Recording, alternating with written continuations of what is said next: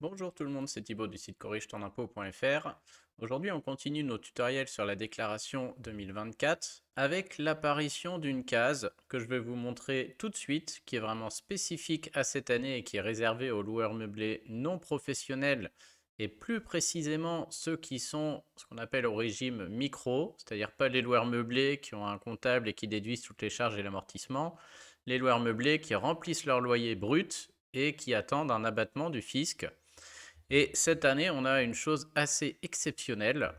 Alors, c'est une case que j'ai pas trop voulu dévoiler dans la dernière vidéo parce que je la réservais à celle-ci. C'est cette case qui est là, 5QS, éventuellement 5QT pour ceux qui ont déjà payé des prélèvements sociaux, mais souvent c'est 5QS.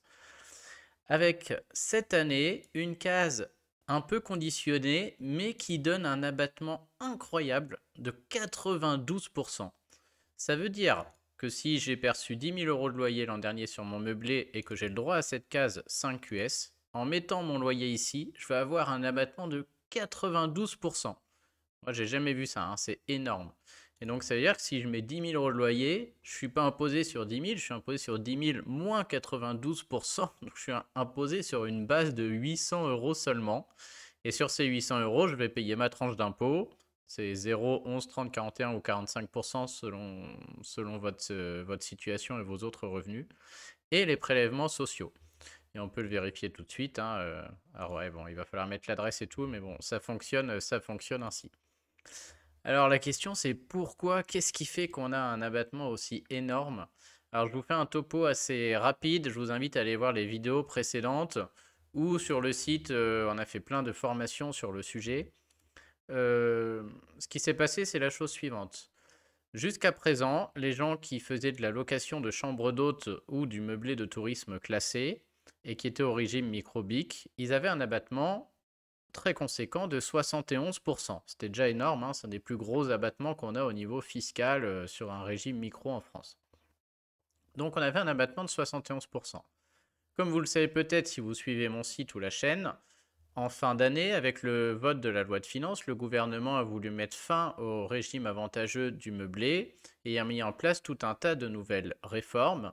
Une de ces réformes spécifiait que pour le régime microbique, donc le régime comme ça où il y a un abattement spécifique, tout allait changer et qu'à partir de maintenant, du moins pour l'an prochain, ce serait un abattement seulement de 30% pour tout le monde. Voilà, au lieu des 50% qui existaient ou des 71, là, ils ont dit allez hop, c'est 30% pour tout le monde.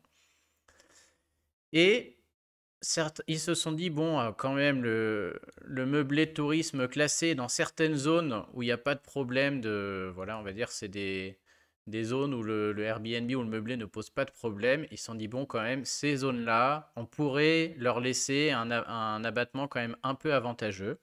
Et donc, le texte prévoyait que c'était abattement de 30% et sous condition pour les meublés de tourisme classés dans certaines zones, ce qu'on appelle les zones B2 ou C, on aurait encore droit à un abattement, pas de 71, mais de 51%.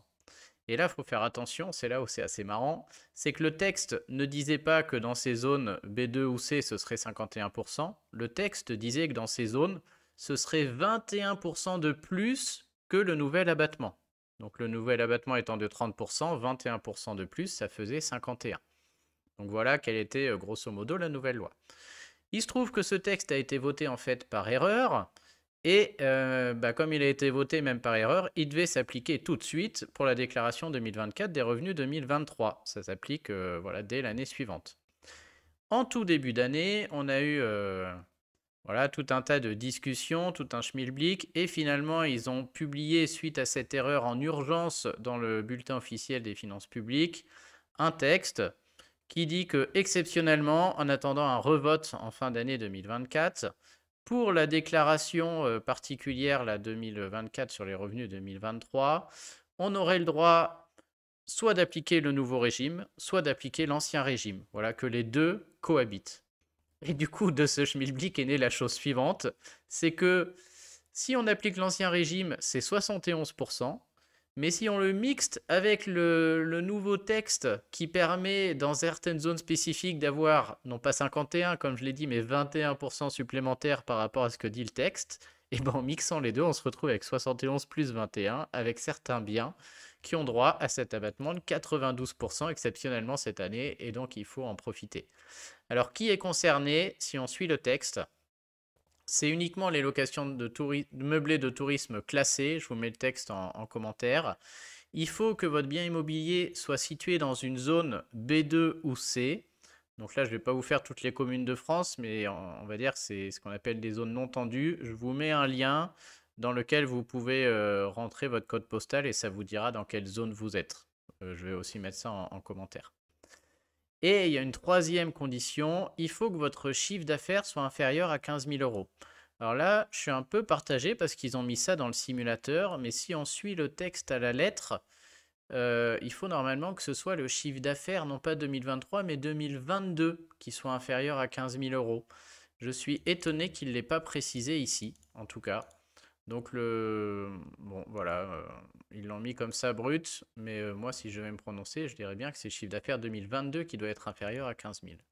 Et donc bah, si vous êtes dans cette situation, cette année ce n'est pas la case 5NG comme vous en avez l'habitude, il faut aller sur la case 5QS. Elle apparaît comme d'habitude en cochant à l'étape 3, vous l'avez vu, location meublée non professionnelle. Et en remplissant la case 5QS, vous n'aurez pas un abattement de 71% comme ici, mais un abattement de 92%.